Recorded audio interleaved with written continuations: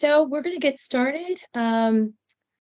We have a nice amount of people that have joined from the public. It looks like we have about 23 plus. So let's get started. Thank you everyone for joining us. This is our Flood Task Force Public Listening Session number 2, the second one we've had this week. This is our evening session, so we are hopefully capturing more folks from the public to attend, and we really are excited to talk about the agenda items that we have on deck for today. So to get started, let's talk about our rules of engagement, just so that you can know how to participate in the conversation. If you've dialed in using your phone, you cannot see what we're saying, but you can hear what we're saying. So we want to make sure you know how to participate, and we will say these rules again so that you won't forget as we continue with the conversation. But first thing is that if you want to raise your hand, and if you dialed in by phone, press *5.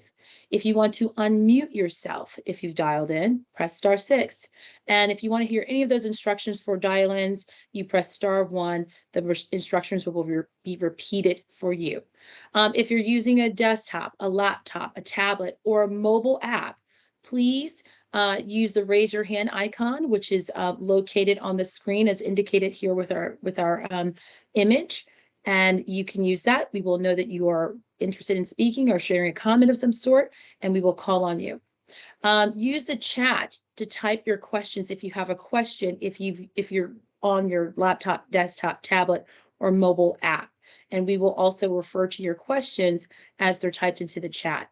We will also put some communications into the chat. So if there's resource information that we have readily available, we will put it in there as well. And that will be available, all of it will be available as a public comment on our website. So right now, just to let you know that this session is going to be recorded. We will share all minutes at the end of the meeting on our website, and we'll talk about that a little bit more. Let's go to the agenda. Thank you. So for our agenda items, we have quite a few things here. We will do a welcome. We'll have some introductions about, just to tell you how we got here with the Flood Task Force.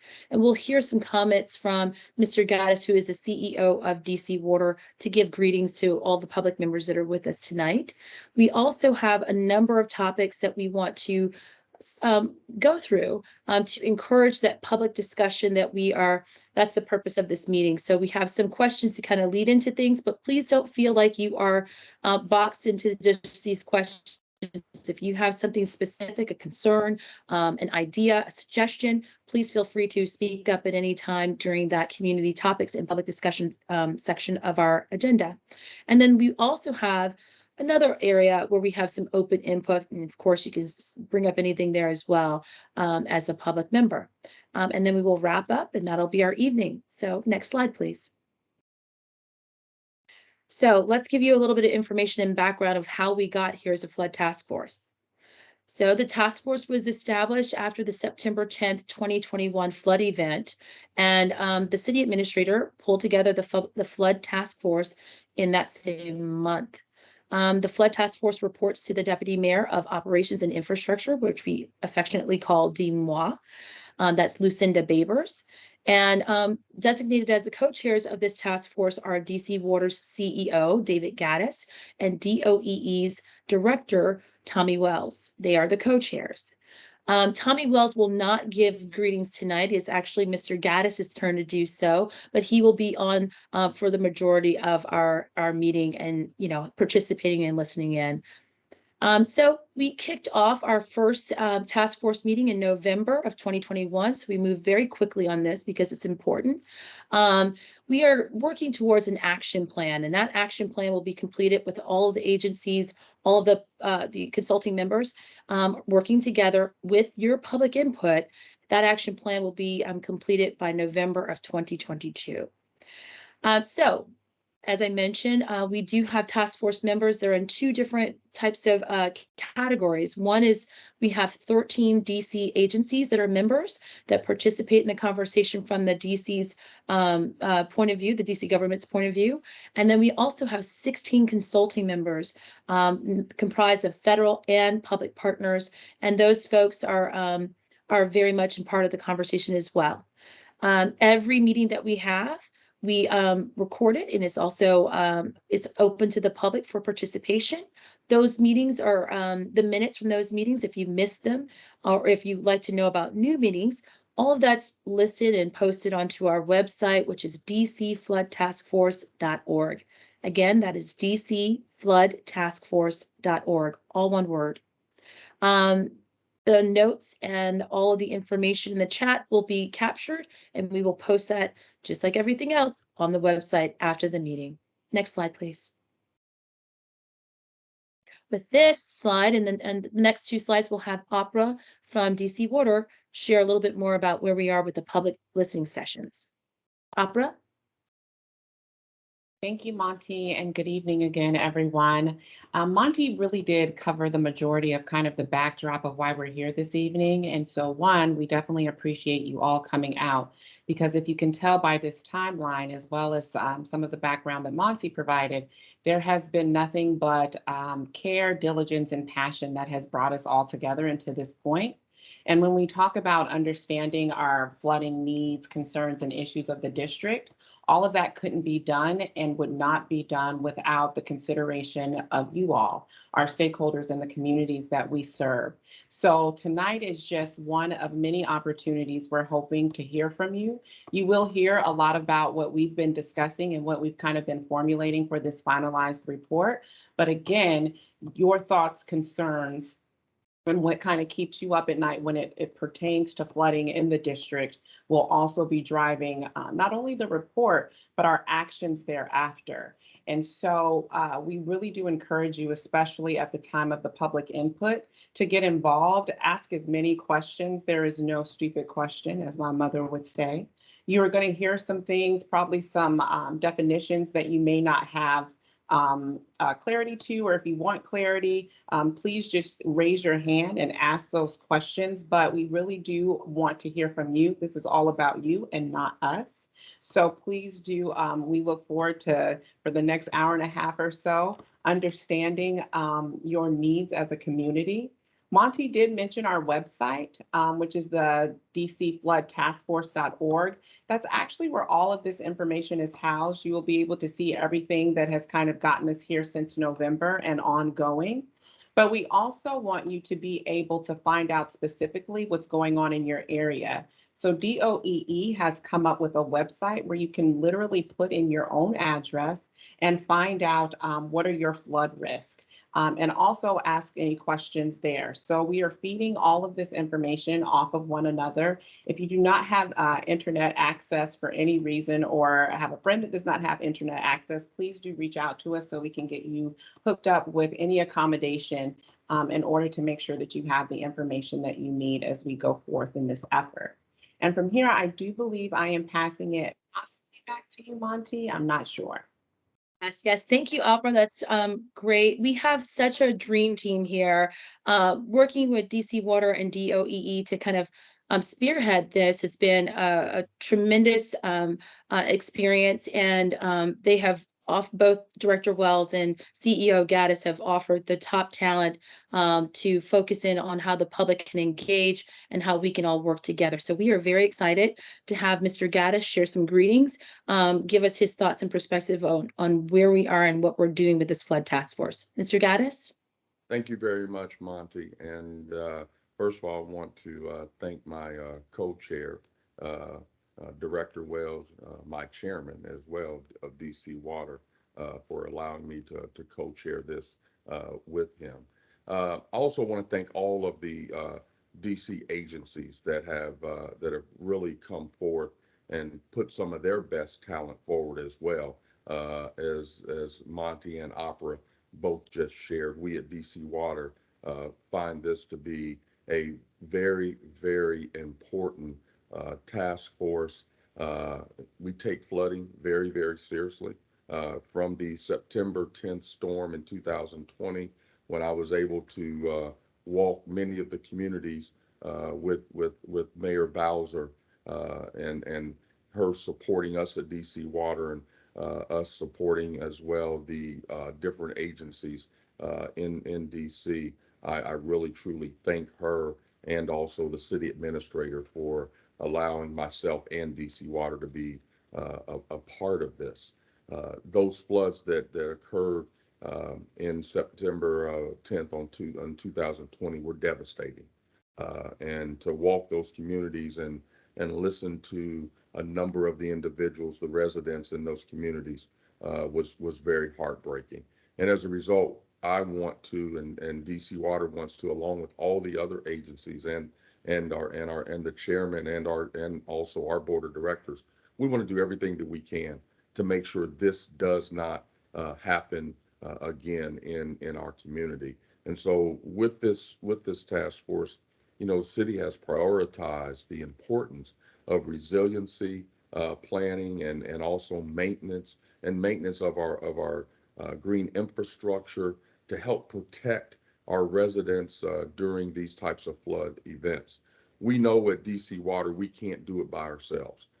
We've really tried to help our residents during these types of storms, but it's going to take the entire village for us to overcome this, and that's why I'm so glad that the other agencies have stepped up and stepped in to help. We want to, this task force, we want to be inclusive, and that's why we're here tonight. We're including the community. We don't have all the solutions at this point in time, and we need some of the public's ideas. We need you, the public, to tell us your thoughts, how this has impacted you, and how can we help. And we want to come up with great ideas and innovative ideas that when that type of storm comes in the future, that we can overcome that type of storm in the future. One of the things that we did at DC Water in opening ourselves up to the public, we created a stakeholder alliance group where we brought in different community stakeholders to tell us what the issues were, how we were impacting them, but how can we help them in going forward. And they have solved many problems for us at DC Water. And I look at this task force in the same way. It's an opportunity for you as the residents in this community come forward and to help us overcome flooding in our community. So again, I want to thank our Chairman Wells, for allowing me to be a part of this. Also, the city administrator and Mayor Bowser as well. And I look forward to a great evening of listening to some of the things that we've thought about, some of the great ideas, and how flooding has impacted you, the residents of our nation's capital. So thank you all very much, and I'll sit back and listen and take it in, and I look forward to a great evening. Thank you very much, Monty. Thank you, Mr. Gaddis. Great remarks, and I really hope that everybody in the public recognizes that we've got two directors here and that are really interested in making sure that the public is involved and engaged, and that this is a great process that we're going through right now. We've done some things, but we have a lot more to do, and it's hand in hand with the public.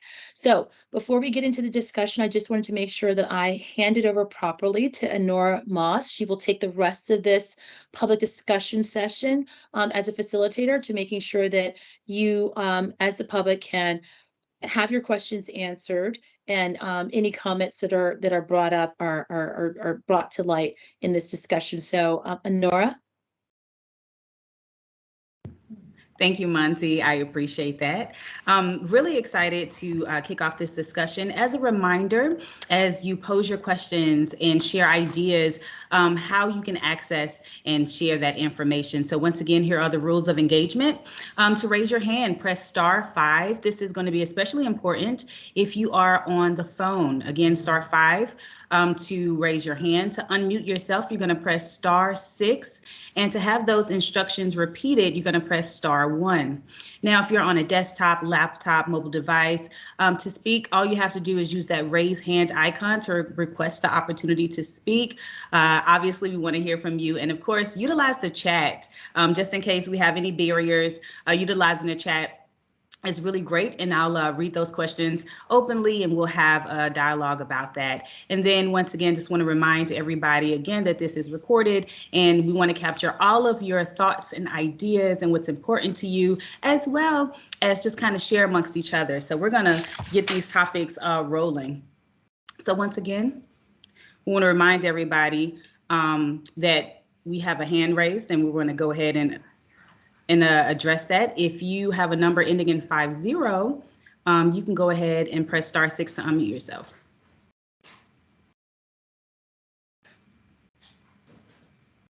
Okay. All right. So once again, we're excited to have you. We want to make sure that we acknowledge all of the questions that are presented throughout the discussions. And we just want to make sure that you are comfortable. It's open discussion, open dialogue. And so we're going to continue to move forward and go over a few topics that we want to make sure that we cover throughout the discussion. So we're going to talk about, where does it flood? We're going to talk about how you're impacted when it floods, potential flood insurance solutions, potential flood proofing solutions for homes, neighborhood scale infrastructure, and that emergency response. We do have that hand raised once again. And let's see if we can get that person unmuted to speak. Please go ahead.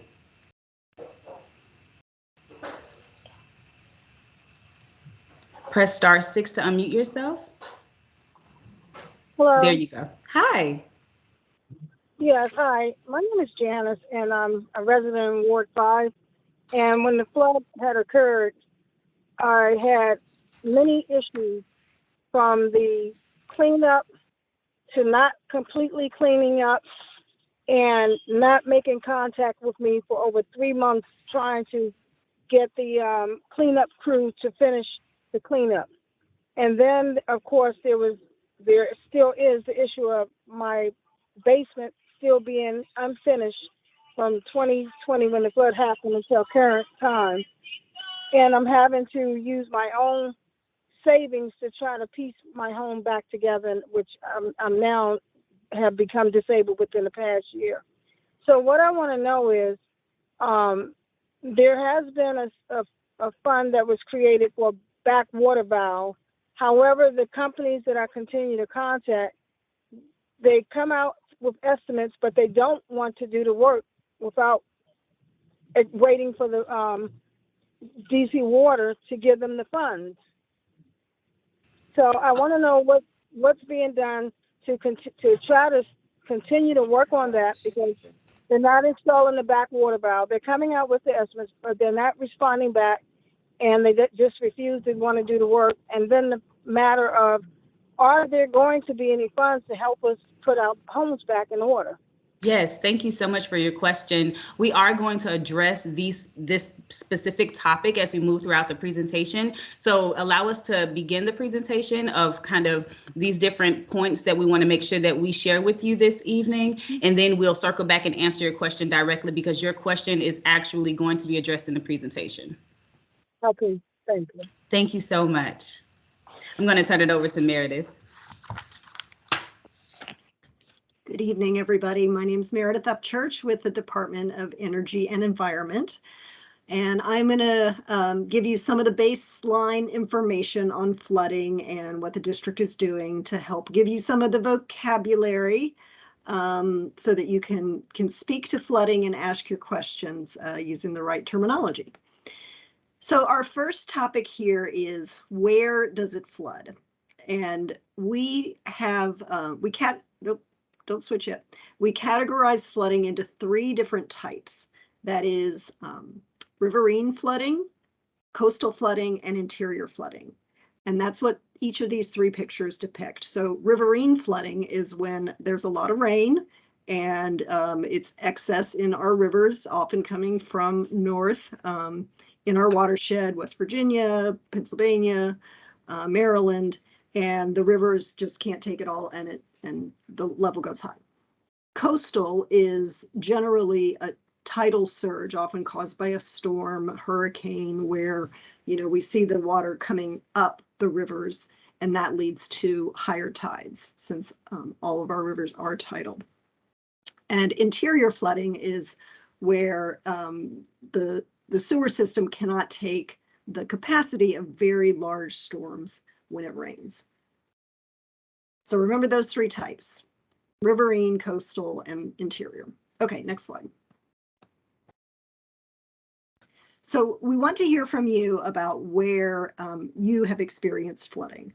And we do have maps. So officially, the mapped floodplain is done by FEMA, or officially sanctioned by FEMA. Federal Emergency Management Agency. So those maps show where the riverine and the coastal flooding is. So you can see from these maps, we have a large swath in downtown DC, along all the rivers, and in Watts Branch. So that's where it's officially mapped. Next slide. But that mapping does not include any of the interior flooding areas. So the areas noted on the map, those are the ones we do know about officially mapped. The areas noted in red are areas we know flood, but they're not currently mapped. So we're working to get better information to understand this. DOE just kicked off an integrated flood model project, which is a multi-year project to map these areas. Take all of the different modeling technologies we have, put them together and see based on the current pipe system, where does it flood? So we are gathering that information. But we want to hear from you on where you experience it so we can help validate what our model shows. Let's go to the next slide. So we absolutely would like to know your experience of where does it flood, the intersections that you are aware of, if you know an address or a street name, because we want to capture as much information as possible. Again, every comment, thought, suggestion is valuable. We really appreciate that information because this allows us to take this data back and do the work we need to do to make sure that we can support the public. So at this time, if you would like to raise your hand, if you would like to speak, if you would like to leave a comment in the chat, you can absolutely do so because we are open for discussion as of right now. And again, to our caller from Ward 5, we are going to address insurance a little later in the conversation. So I do want you to know that we hear you, it's valuable, and we are going to have that discussion. If anybody else would like to comment, please, again, go ahead to raise your hand.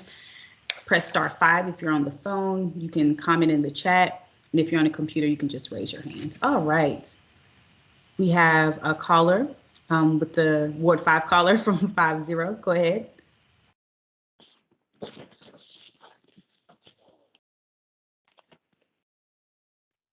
You can go ahead and speak. Okay. I'm sorry. You wanted to know the location better for your analysis of some of the areas where the flooding. Yes, absolutely. Okay, so I'm in Ward 5 again. So when they started the DC water came to South Dakota and the area of 20th Street Northeast. And ever since, the waters have been rising and overflowing into the streets. So I actually have called before the flooding started. So South Dakota and 20th Street Northeast. Thank you so much for that information. All right, we have another raised hand. Let's see, go ahead and press *6 to unmute yourself. And please go ahead and speak once you're unmuted. Okay, should be able to go ahead.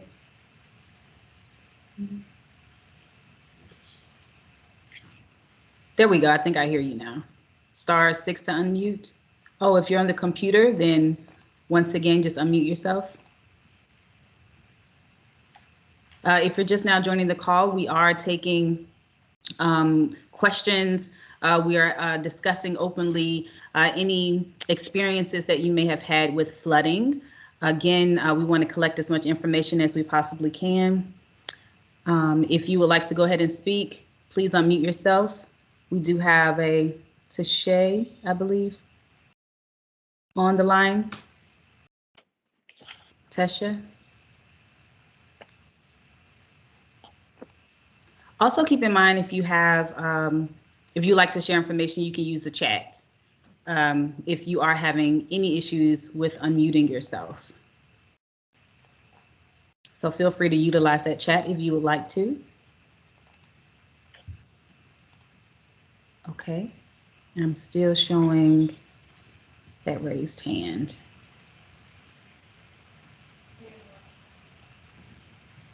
Okay. All right. Once again, we want to make sure that if you are had any type of experience, we're open to all experiences as it pertains to flooding. If it's in a road or alley, if it's your neighborhood, a property that you're not sure who owns the property, the creek or stream that's close to your home, as well as, if you have any basement flooding or anything like that, flooding in your home, what that experience has been. So once again, we can capture this information and make sure that we're addressing it properly and making sure that we hear you so that we can make sure you have the help that you need. Any other questions, thoughts? Don't be shy. It doesn't seem like we have anything in the chat as of right now, and we do not have any raised hands. Okay. Okay. So what we're going to do is continue with, how this experience may have impacted you when it floods. What happened? Were you forced to stay somewhere else? Were you forced to make repairs? What kind? How much? Did that cost you? And how has this affected you emotionally? Were you trapped somewhere that you had to stay for a duration of time until you were able to get to a better location? And again, we want to know, how do you think the government can help when it comes to these situations? Because we understand, this is not something that is easy to deal with. We understand that it can put you in distress. And we want to make sure that we're addressing those questions or concerns that you do have. All right. We have someone. Okay. If you would like to raise your hand, once again, press *5 to raise your hand if you're on the phone. Also want to send you a quick reminder that if you would like to unmute yourself, press *6 if you're on the phone. To have those instructions repeated, you can press *1. Also, I want to make sure that you are aware that if you raise your hand, you can speak, and then we'll also make sure that you are utilizing the chat. So if you would like to post questions in the chat, you can absolutely do so.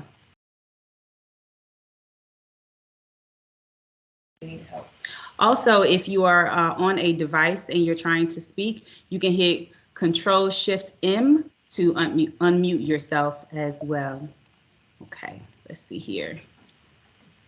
I am monitoring to see if we have any thoughts or questions, any information that we are sharing with each other, or thoughts, questions. Okay, we don't have anything in the chat as of right now. Okay, thank you so much. Floodproofing and solutions. Help us think through options we're considering. Backwater valve installations, flood smart homes for properties in the 100-year floodplain. If you don't know what that is, we can explain that to you. I know a lot of this information can be a little bit overwhelming, and I'm going to toss it to Mr. Salil to kind of address what these situations could look like for you as a homeowner or in your community. Thank you. Inora, thank you very much. And as part of this discussion, I'm also going to address Ms. Janice's question from Ward 5 regarding the backwater valve. So let's start with what a backwater valve actually is and why do you need one. If you look at this diagram, it'll show that if you have a fixture in the basement, it is typically underneath the top of the manhole. Now, a sewer pipe under normal conditions does not run full, but there are certain conditions in which you could have water filling up that pipe, and the water can go up almost to the manhole, sometimes even above it. So when that happens, and if you have any fixture in the basement, that fixture is lower than the street, and the water can flow backwards to the pipe connecting the home to the sewer and enter the home. To prevent that, the backwater valve is nothing but a flapper in the line that gets installed right at the edge of the home, and that prevents the water coming back into the home if the sewer ever fills up. Now, it is also in DC a code requirement that every home with a fixture in the basement needs to have a backwater valve. A lot of properties may not have them. Some new homeowners may not know if they have them. So there's a question of how do we, and that's what this group is looking at, and we would welcome your input when we get to the questions, how we could help homeowners that don't have a backwater valve either know that they have a valve or help them install one. Now I'm going to come back to Ms. Janice's question about Ward 5. Now there were two storms, one back in 2012 that was predominantly in the combined sewer area of the city near Bloomingdale.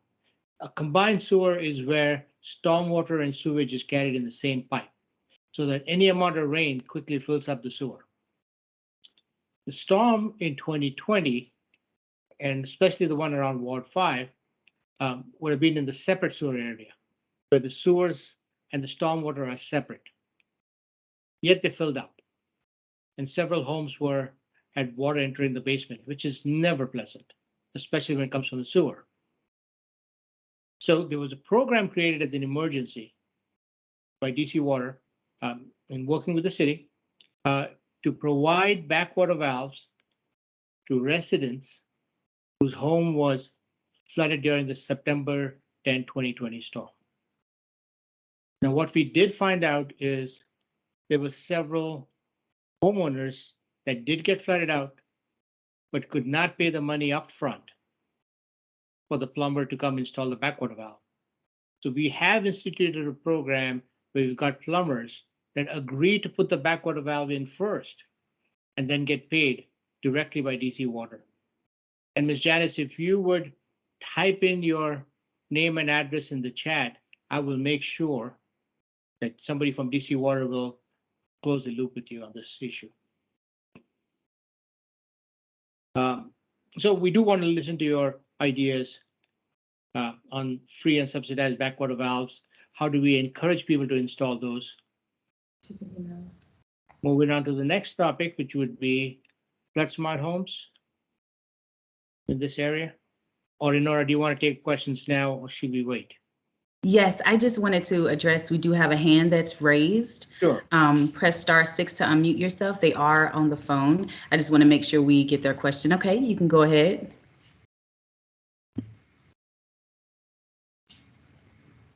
You can go ahead and speak. Yes, we can hear you. Okay, Go I'm ahead. just making sure. Yeah. No problem. I was affected by the flood in 2020. I think I was kind of confused with the hand raising and the unmuting when you were taking questions and experiences about that. And that was just a really, I want to say, almost traumatizing experience. Most of the flooding was in the basement.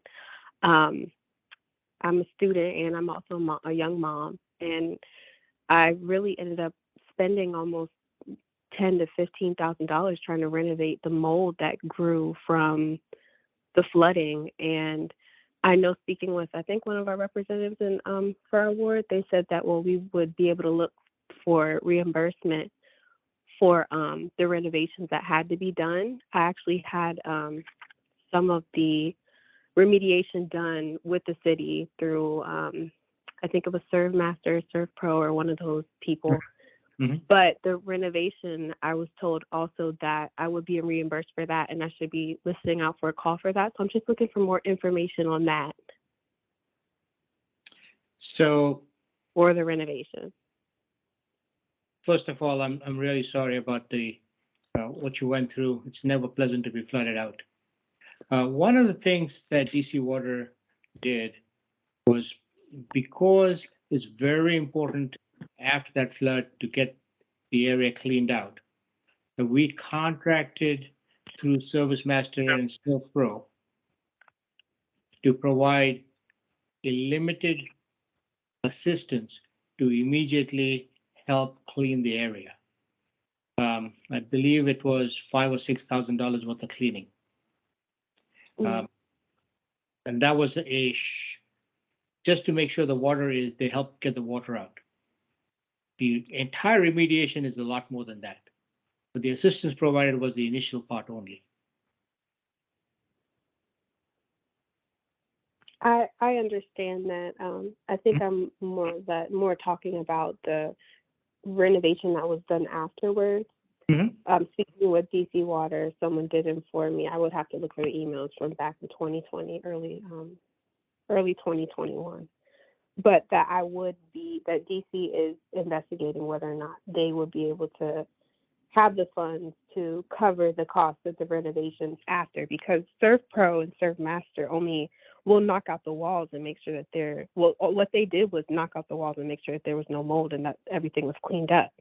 But like, I'm living in a basement space. I was actually displaced for a couple months, and being able having to save that money and virtually having to use portions of my student loans just to renovate where I'm living because of this incident was extremely stressful. So I'm just wondering, 2 years later, after the event, if you guys were looking into reimbursement for the renovations that were done, putting everything back together after Surf Pro and Surf Master knocked everything out and cleaned up all the water.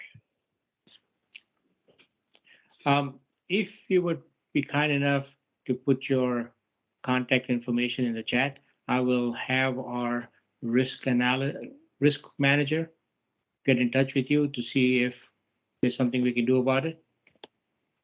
Awesome. I'm actually I'm on the call through phone. So is there maybe an email I can contact her?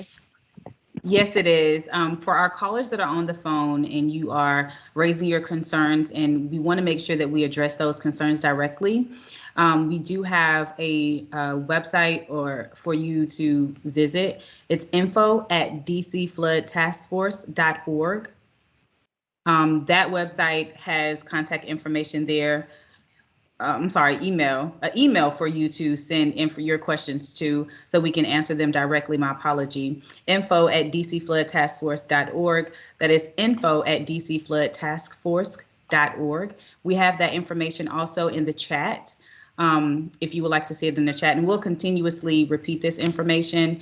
But again, we want to make sure that you do get your questions answered directly when they are very specific to your needs. We do appreciate you sharing that information. I know that's not easy to do, as it was a very serious incident and situation that happened to you. So thank you for sharing. We do have another question that we want to address. A hand is raised. To unmute yourself, press *6. To unmute yourself, please press *6, and then we will turn the floor over to you to speak.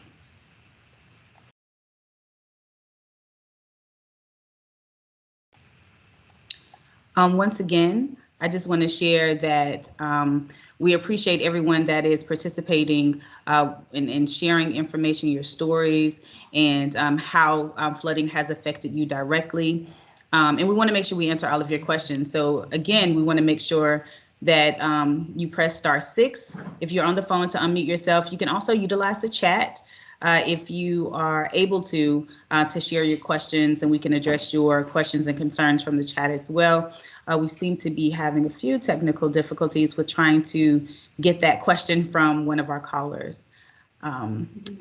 All right, so we do have a question in the chat from Michelle James. I was told there is a statute of limitations for claims. Is it 2 or 3 years?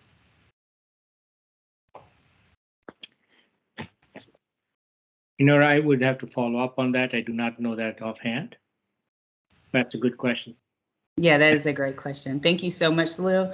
So what we'll do is also just to let everyone know that this information will also live on our website. So we'll make sure that we reiterate all of that information to you, so you know where to go. And again, that email is info@dcfloodtaskforce.org, so that we can answer your questions directly and make sure that we address you, especially if you're on the phone calling in. If you're on the phone, we just want to remind you that you can unmute yourself by pressing *6. To raise your hand, press *5. To unmute yourself, press *6. So I do believe we have a hand that's raised on the phone. Okay, awesome. Let's see. If you could press *6 to unmute yourself, we'll go ahead. We also have another caller that is trying to get through as well. So the number ending in 50. Please go ahead. Yes. I live in Ward 8, and I know you guys had a town hall meeting on Monday. My first question is, was that recorded as well? And is it possible that I could get a copy of the transcript? I live on Southern Avenue, near the Arch, where the creek is, and my community has been working with your office in reference to that particular area. So my first question is that, do you have any information, comments, or anything, or notes from the first meeting that you all held on Monday? Yes, so we actually had the same listening session, open discussion, open dialogue with the public on Monday. That information is going to be on our website, dcfloodtaskforce.org, where you can see the presentation. We have notes. We had a lot of questions. A lot of the questions that were asked are answered on the website as well. So again, dcfloodtaskforce.org is where the recorded meeting is located. And we want to make sure that we are answering as many questions as we possibly can, and having this open discussion so that we can address your community concerns, because every concern is very important to us. We did have a question in the chat. What about flood insurance? Was it a sewer backup?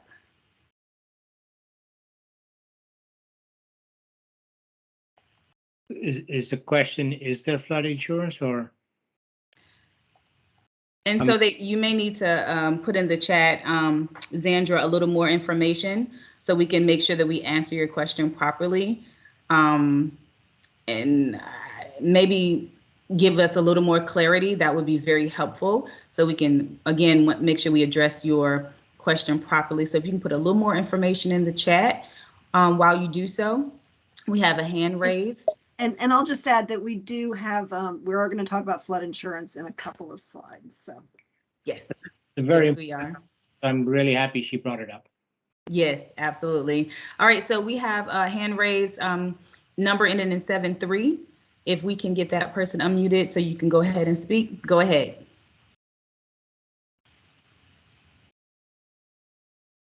I believe you have the floor. Hello. Go ahead. Hi, go ahead. Hi. So I've lived with my parents for a number of years, over 30 years now, on the intersection of Columbia Road and Sherman Avenue. So for them, since I was very young when it started, they've actually experienced flooding in their basement for years now, since the 90s. And so although the flooding that happened in September of 2020 was an extreme version of that, we've experienced almost every summer or spring expecting flooding in our basements. So I don't know if that area, based off the map that I saw, it didn't seem that Columbia Heights was highlighted as an area where there is flooding. I know that from our experience with plumbers, it seems that a lot of the plumbing it seems to be interior issues. So coming from the sewage systems, not being able to handle the amount of rain that's coming in. Just to give you reference, because of that program, the backwater valve program, we were able to actually install a backwater valve through that program. I think it was 2021 is when we installed it after the flooding of 2020. And even then, we still had flooding after that. And we had the plumbers come in and just verify that the backwater valve is in fact working, just in case it was a valve issue. And they confirmed that it was working effectively and essentially said that we needed floodproofing in our house because essentially the backwater valve just isn't strong enough, or the system that we have just isn't strong enough for the amount of water coming in, seeping in through the ground. They're saying it's coming up from the ground, from the soil into our basement. And likely it's because of, again, the sewage just not being able to handle all of that rainwater. I don't know if we've started or if DC has started anything to help with that, because it doesn't seem that the backwater valve program alone is enough. I know you all said that you would be speaking on floodproofing, but I'm not sure what is all encompassing of that, because at a minimum, the backwater valve program itself wasn't sufficient. Also, it sounds like it's great that the program is shifting, because our difficulty when we first got our backwater valve installed was one, finding a plumber who was DC certified that actually knew how to install a backwater valve. That was very difficult. It took us months to find someone. And then two, similar to, I believe, the woman who spoke from Ward 5 earlier, it was the fact that we had to pay up front for this issue. Like this is at minimum $5,000 to $6,000 project that not everyone really has. You know what I mean? It's an unexpected payment that you have to pay at one time. And while the reimbursement was helpful, it was frustrating knowing that you have to pay this and you have to wait months for DC then to reimburse you. So I appreciate that DC is working with people, but I hope also DC is providing some sort of guidance with which plumbers to go to, because that was a huge difficulty in getting this backwater valve installed. But yeah, so I hope that helped. But please, the intersection of Columbia Road and Sherman Avenue, it's a problem. If you go down Columbia Road, we're actually on the bottom corner of Sherman Avenue and Columbia. And I wonder if it's because there's a huge hill that goes down from Georgia Avenue to Sherman on Columbia Road. And I don't know if it's because a lot of that water is just spilling down as well. But there's a huge flooding problem for all of our neighbors too. It is not just us, it's all of our neighbors. Okay. Thank you. Thank you so much. Yeah. If you would be kind enough to also add your address and phone contact number, if you could get in touch. Oh, sure. I'll put it in the chat right now. I'm on the Teams app, but for some reason I could not unmute, so I'll definitely put it in the chat. So thank you so much. Real quick. First of all, I'm sorry you're continuing to experience the problem. So there's definitely a solution. And we need to look at it whether the backwater valve is installed correctly. What happens is the backwater valve takes care of the home plumbing. Sometimes people have, excuse me, area drains or sump pumps. I don't know if that's the case. And yeah, we actually have 2 sump pumps in our house, and that is still not sufficient. And we've dug up a large amount to fill in, the flooding water that's coming out, and even that. And they checked to make sure the sump pumps were working accurately as well, or efficiently, and they confirmed that those were working efficiently. We just don't know what is the problem, but from just what they were able to tell us, they said the only thing they could think of is flood proofing, but they 100% said this is a DC problem. Like the city needs to work on this. We can't do anything about the sidewalks. We can't do anything about the sewage issues. And it was like, you need to reach out to your representatives and you need to reach out to DC Water to figure out what they can do, because the most we could do for ourselves is pretty much what we've done in our home, and then on top of that do a bit more suggested flood proofing. Well, we'll certainly make sure you get contacted so we can look into this. Thank you. Oh, thank you for sharing. Thank you again for sharing. We have a question in the chat that we want to make sure that we address. If we have sump pumps, can we get a discount on the flood insurance? That question was raised.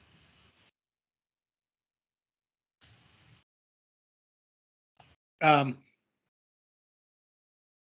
don't know the answer, but I know Dispy is on the call. But maybe we can unmute them later on and get that question answered. Okay, thank you so much. We also, again, please know that when you ask questions and we are not able to answer them immediately, we are going to address your question. Your question is very important. We may need to do a little more to make sure that we get the proper information to make sure that we answer you accurately and correctly and guide and direct you to the right people. So we do want to make that clear that we are hearing you, and your question is very important to us as we learn more about what's affecting you in your community. We did have another question in the chat. How much of the problem could be from the thousands of toilets that are flushing due to the tremendous increase in population? Is it only from rainwater? So before anybody builds a building, we actually model the sewer system to make sure that it doesn't get overwhelmed by the new buildings coming in. It is the rainwater itself that does a lot of damage. It's not necessarily the buildings. It's the new development is not the issue, And actually, DOE has promulgated new regulations that maybe Meredith can speak to later that requires them to hold rainwater on their property.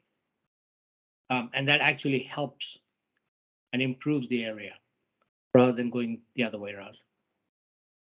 I think you're on mute. Okay, thank you so much, Falil. I appreciate you sharing the information with us and for us. I did have another question in the chat from Ben. Do you have information on what the flood group DC Silver Jackets is? Do we have information on that? Yeah, I can answer that. So the Silver Jackets is a national kind of network of groups. Each state has a Silver Jackets. It's run under the Army Corps of Engineers, and it's to bring together multiple local, state, federal agencies to deal with flooding in each jurisdiction. So there is a DC Silver Jackets. It's a group of federal, local agencies who work on flooding issues. So. Thank you so much. We appreciate that. The Silver Jackets are definitely part of this team. Yes. But if you really think about it, the Silver Jackets would actually handle larger projects, while a lot of the issues that this flood task force is also looking at is individual homes. So they're working together. I think it's going to take a village, like CEO Gaddis said, to address this issue.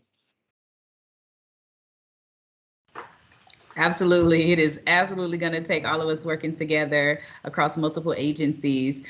We did have another question in the chat. How much of the problem could be from I had a backwater valve installed last week by Jiffy Plumbing. I just submitted my backwater valve paperwork to Emmanuel Briggs 5 minutes ago.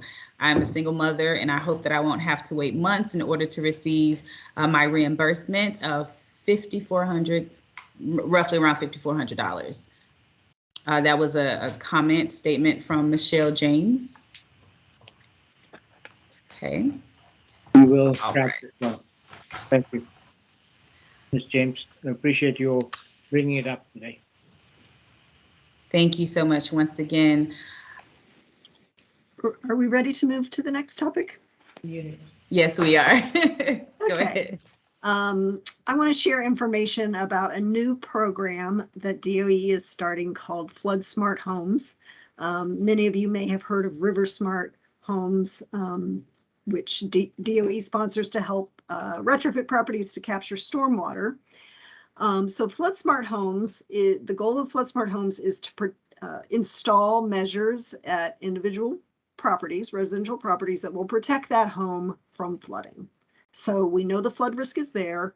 There are things like waterproof outlets, weather radios, water alarms, sump pumps, elevating utilities, flood proofing, and flood vents that can be put into your home, and that will help protect you and your property from the flood. So we're just kicking off this program this year.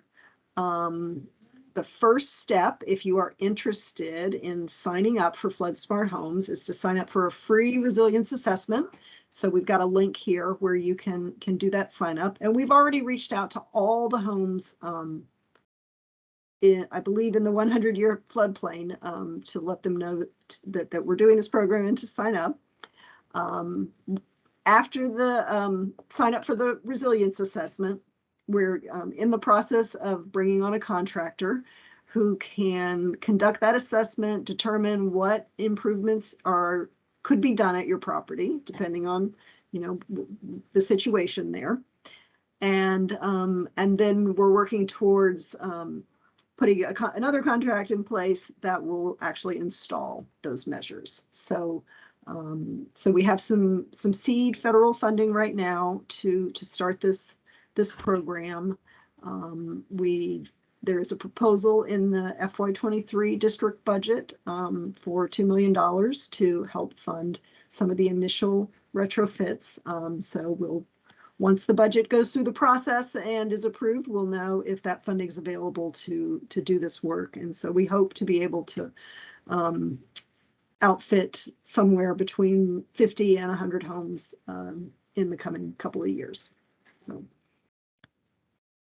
I think that leads to our next slide here. Yes. So as we talk about flood proofing solutions, we want you to share with us and think through some options.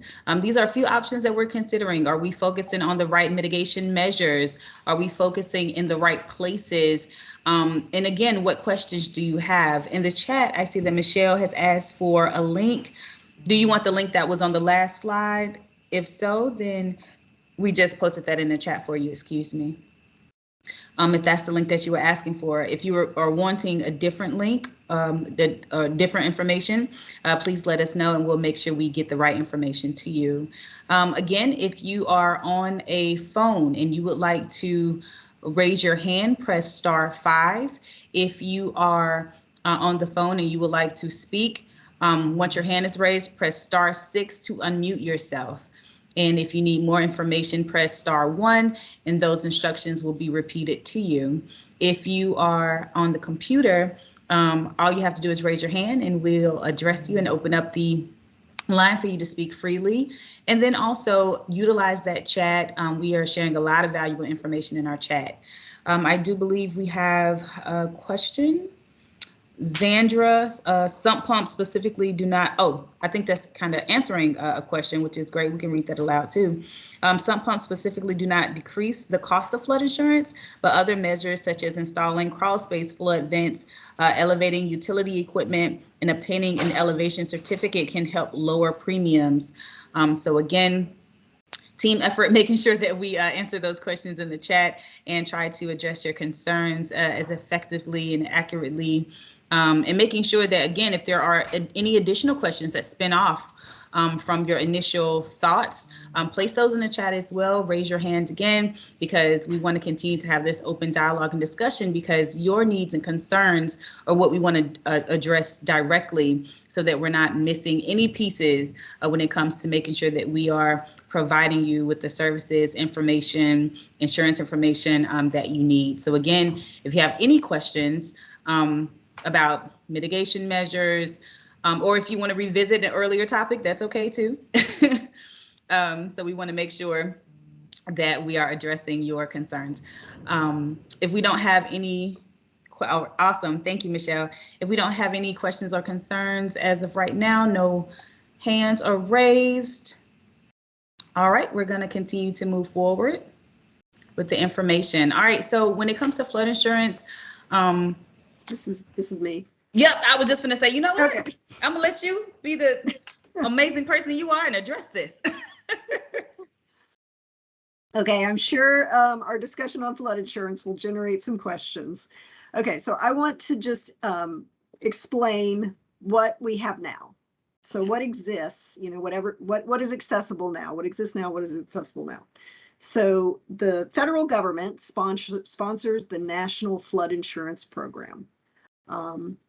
Anybody is able to get flood insurance through that program. We call it the NFIP. But it will cost more money if you are in a floodplain. So if you are in the 100-year floodplain, that annual policy can cost $3,000. If you are not in a floodplain, it is much less. I don't know that amount, but I think it's on the order of a few $100s. So in DC right now, there are less than 2,000 policies or properties that have flood insurance. And it's a couple of hundred that are in the floodplain. So what that means is there are a lot of properties that do not have flood insurance.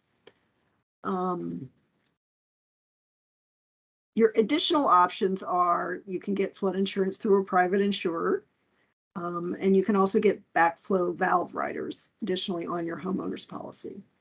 Some additional information to know on the NFIP. There can be high deductibles in there. There are coverage limits per building. For residential, for example, it's $250,000 as a building limit and $100,000 for content. So we know that there's some gaps there with the flood insurance program. It doesn't solve all of our problems. So we as part of this task force, we're looking into what are the flood insurance options that are needed. What we're hearing is that people need quicker payouts. You know, in order to get a flood insurance claim, you have to go through a time process of applying and being reviewed by an adjuster and such. So we know that sometimes that's not as fast as people need that help following a flood.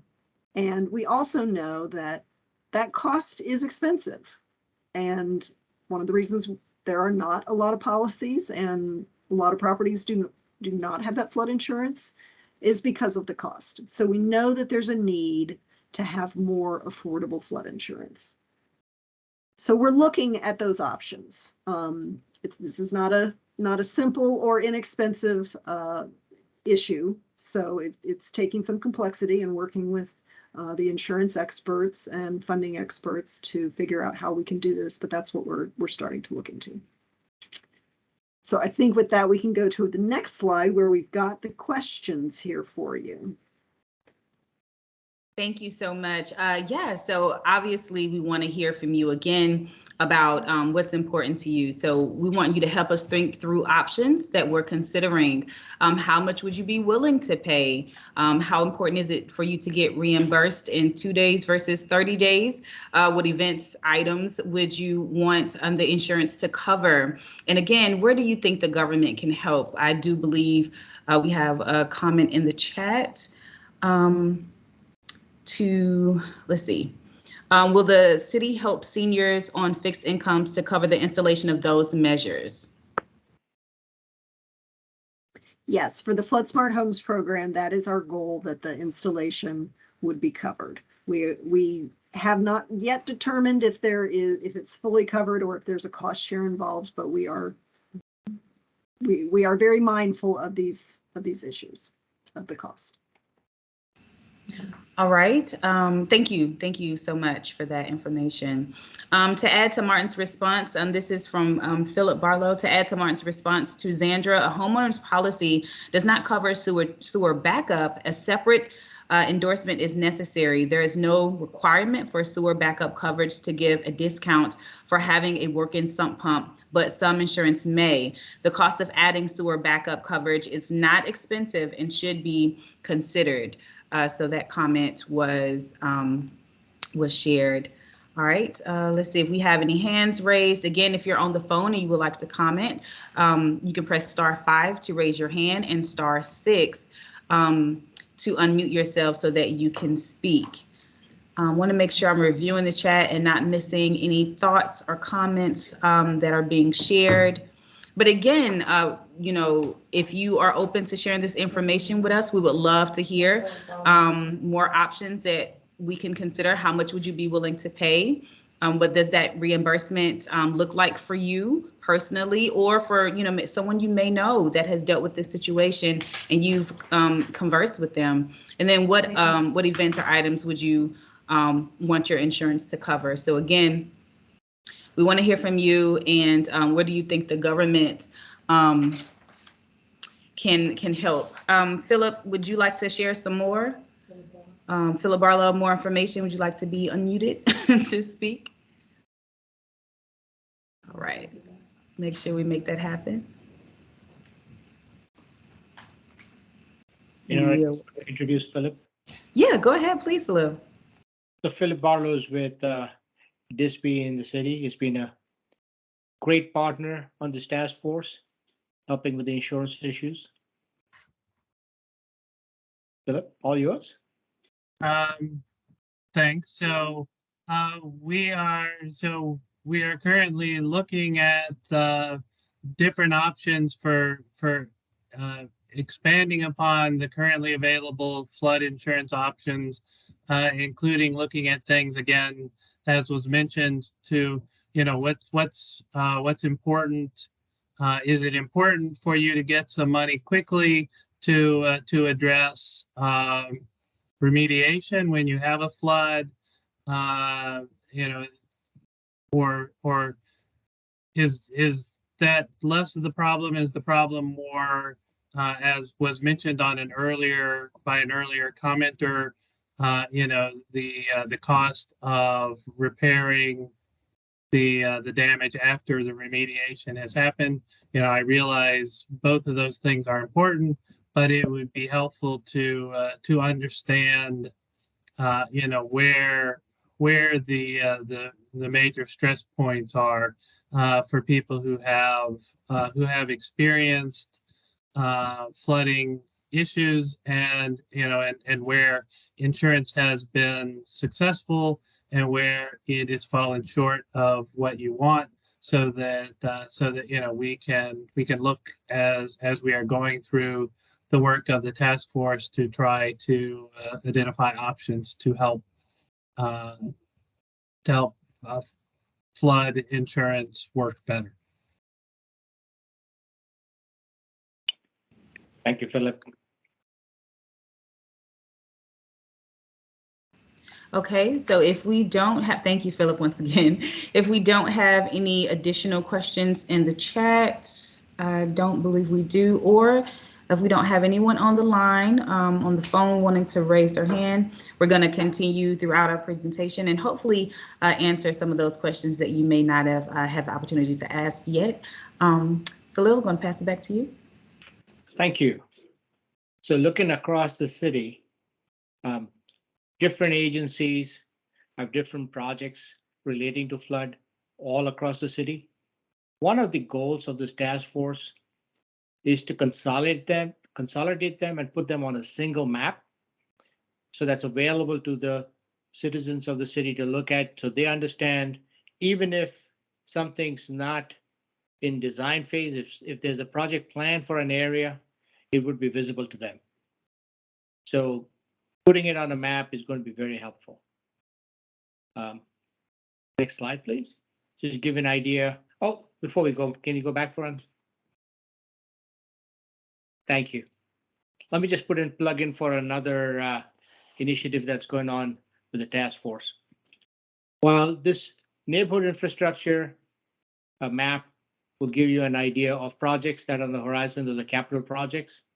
If there is an emergency occurring in the city related to flooding, we're working on another map, which would be real-time and interactive, so that residents can go to it and look at what's happening in their neighborhood or a different neighborhood in the city where they may have relatives or friends living, so they could be of assistance. So there's two kinds of maps. One's a plan map where the projects may take several years, and the other one would be a real-time incident map when something's happening as it's occurring. So those are the two map-based projects that the Flood Task Force will be working on. Next slide. So this is an example of the neighborhood infrastructure projects that are going on citywide and then in different parts of the city.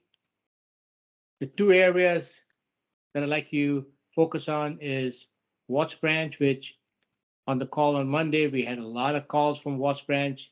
It's a known area of flooding. Oxen Run, that's another area that floods. Both of those have projects on the books for them. Execution may take several years, but they're not being ignored. That area is being looked at. Buzzard Point, the Southwest, is another project that's going forward right now. And so this just gives a list of the sample of the project. These are not even all the projects out there. But all of these would be then displayed on the map, so you know exactly where they are.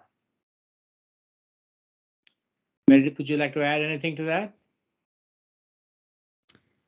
Yeah, I can add that we know that there's a lot of projects that are needed to help build the infrastructure to reduce flood risk. So one thing we're also looking at is how we prioritize these projects so that the greatest need is addressed first. And we know there's lots of needs. So we welcome your input on thoughts about how we should prioritize, where we should prioritize, and such. So.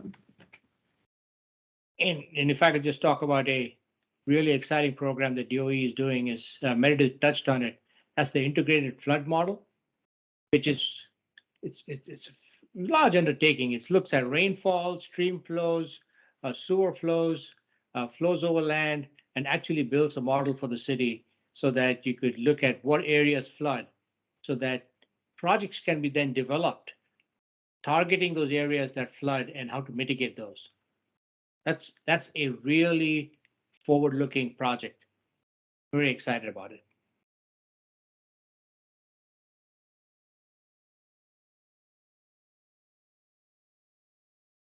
Next slide, please.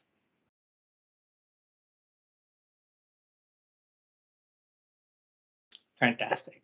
So here is a issue that we heard a lot of.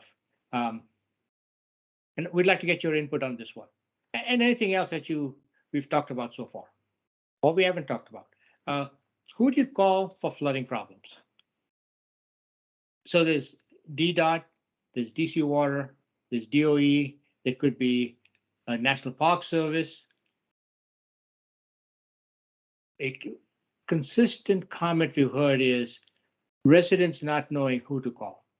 And maybe the person that answers the phone call, until they do the investigation, not understanding who that issue belongs to. So we're trying to work it out so that for the residents of the city, it's a one call. They don't have to call multiple agencies, and we can get an answer. But with these questions out there, what was your experience after the last flood? Where do you think the government and the flood task force can step in and help out with the flooding? We'd love to get your input on this. Just a quick reminder, if you are on the phone, to raise your hand, press *5. To unmute yourself, you're going to press *6.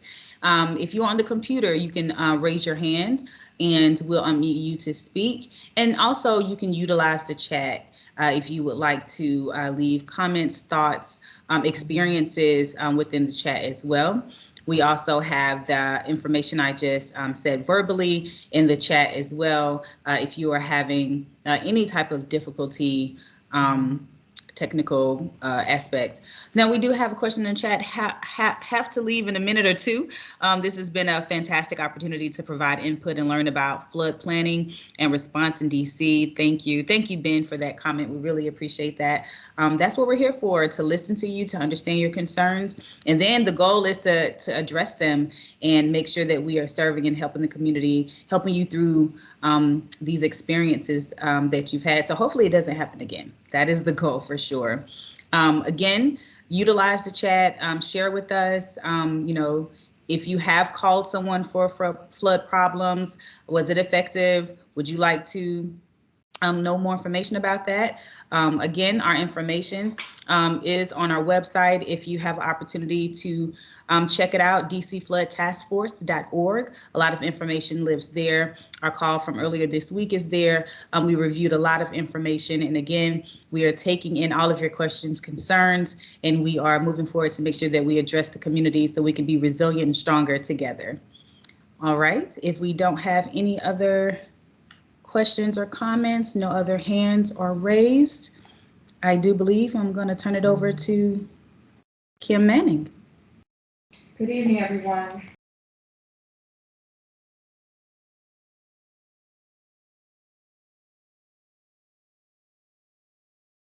Good evening. Just want to see if we have any more questions before we wrap up. And also, I know that our two task force co-chairs are still with us. So I'd like to turn it back over to CEO Gaddis and see if he has any closing remarks, as well as following CEO Gaddis, Director Wells, thank you for coming back and joining us. So I can probably let the two of you close out, do a much better job than I will. Thank you. Thank you so much, Ms. Manning, and thank you for the opportunity. From my closing standpoint, and Chairman Wells can move forward with his closing. I think that we learned a lot tonight, and this is what I think that we were looking for. So we accomplished our goals in taking a look at where does it flood, and how are you impacted, and understanding those things, and talking a little bit about insurance this evening as well, and the potential flood proofing solutions of homes and neighborhoods and so forth and so on, and some of the emergency response, and even an opportunity for us to be able to still go back to that September 10th flooding in 2020 and collect information from individuals that are still seeking service. And I think that's a great way for us to continue to stay in contact with our neighbors and residents and continue to try and help them. Again, as I stated earlier, it takes a village. It's gonna take all of our agencies, all of us, and putting our best people forward and just trying to get a handle on and to make sure that September 10th doesn't repeat itself. That was a horrendous storm, and hopefully we never have another storm like that. At times, that was one of those storms that people are saying was close to that 100-year storm that we had on September 10th. And so hopefully that does not come back to haunt us again. But I really appreciate everyone listening this evening and contributing. And that's what this is all about. This is about being inclusive and listening to everyone and what their expectations may be and some of their issues that they have as well. So again, thank every one of you for listening in and joining in this evening and being a part of the Flood Task Force. Chairman Wells, I turn it over to you to close. Well, thank you, Mr. General Manager. Again, we are so lucky in DC to have such a strong water and sewer authority that is putting in an underground tunnel system of, I think 17 miles. Sometimes I get confused between 17 miles and 23 miles. But we already know that in the Bloomingdale area that these underground tunnels alleviate, if not eliminate, some local flooding. So 7 miles have opened up a tunnel under the Anacostia River, and that hopefully will help Watts Branch, some other areas. But the tunnel system is just an extraordinary infrastructure program that should help. And we're fortunate DC Water is such a strong, healthy partner to work with. Thank you, Salil, for your leadership and continuing to help, be the point person with this task force with DC Water and as a partner. And of course, Meredith Upchurch, who we're very fortunate with her leadership at DOEE, and her team is probably the best urban team of working with water in the nation. And so we have a great team to work on these things. And then to the public, to say that as the ideas, proposals, and programs like Flood Smart Homes come up, we're not going to wait until the end of this process. Now, this is going to go until hopefully we'll have recommendations by November. But when there's a good idea that comes forward, something that we need to do, we're not waiting for the end of this task force. We will implement. We'll take it to the city administrator. We'll take it to the mayor, and we'll say it's time to implement. Because frankly, the weather's not going to hold off until we finish our work. So we will certainly implement as we go. And thank you to everyone that's part of this. I'm very proud to be part of this task force with such incredible leadership. Thank you so much. We really appreciate your leadership and joining this call with us. Before we wrap, we actually have a hand raised, and we want to, again, make sure we are addressing everyone. If you press *6, you can unmute yourself. If you're on a computer, you can go ahead and speak. Okay. Yes, hi, thank you. I just have a quick question. The young lady that spoke about the flood insurance and that a lot of the properties were not able to do the flood insurance because of the expense of it. Is the district trying to find a solution that would allow more properties to be able to afford the flood insurance? I'll jump in here and say that one of the recommendations is for the district to create its own financial pool that helps probably through means testing. If you're very wealthy, can afford it, you won't get as much help as if you're a lower income renter. So we're going to recommend that, yes, indeed, that the district develop a fund pool to help afford and pay for this insurance. You're exactly that. Your concern is one we share. Thank you. Thank you so much. Once again, we have a comment in the chat from Zandra. There needs to be a community response team specifically aimed at flooding in neighborhoods. And I think the priority area where 87% of homeowners should get priority attention. This was a good meeting. Thanks, and keep reaching out. Thank you so much. We appreciate your comment. We appreciate every single person that participated as well. All right, so our next task force meeting is May the 18th from 2 until 4 via WebEx, and they're open, so we absolutely encourage you to come and participate and learn of what we're doing, how we're taking your information and implementing that to better serve you in the community. So please stay connected with us. Again, for the DC Flood Task Force, the website is www.dcfloodtaskforce.org. And if you have questions, you can send us an email. We'd love to hear from you. This is what we're here for, those interactions with you, and to get your answers answered and hopefully some solutions. info@dcfloodtaskforce.org. Again, send us an email, info@dcfloodtaskforce.org. Thank you again for coming out. We appreciate you, and have a wonderful evening. Good night, everybody. Good night. Good night, everybody. Thank you.